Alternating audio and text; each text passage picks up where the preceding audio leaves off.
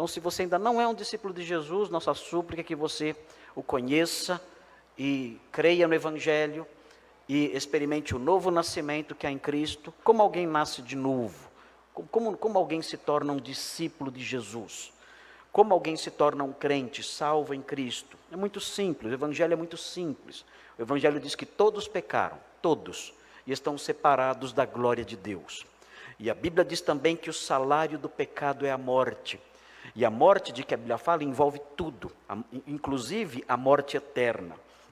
Mas a Bíblia diz que Deus enviou o seu Filho ao mundo para sofrer as consequências do nosso pecado, como um santo substituto da nossa pena, para sofrer as consequências da nossa culpa, para sofrer as consequências da nossa condenação. E Ele veio, e Ele morreu a nossa morte, para que nós que merecíamos morrer, não morrêssemos em virtude do nosso pecado.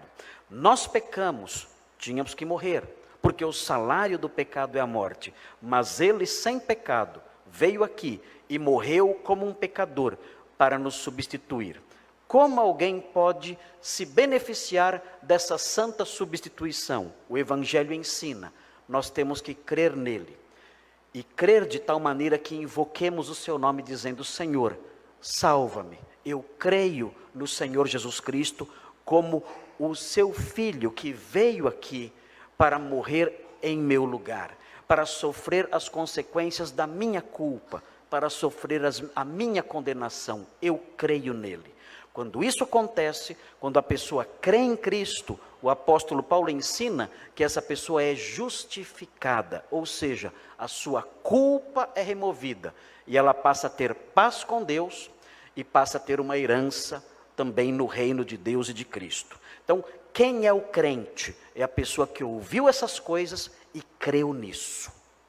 E creu no Evangelho, creu na boa nova, creu na mensagem de salvação, creu que Deus enviou o seu Filho e que Ele morreu por nós. E agora, crendo nele, depende dele só para a obtenção da vida eterna e da salvação de Deus. Esse é o crente. Se você não crê nessas coisas, ou nunca ouviu essas coisas e por isso também não creu, ou já ouviu, mas nunca ligou para isso, então você não é um crente. Não importa se você vai à igreja, se você canta no coro, se você participa de algum grupo musical na igreja, se você dá suas ofertas, não importa, não importa. O crente é aquele que, ouvindo o Evangelho, deu uma resposta positiva ao Evangelho.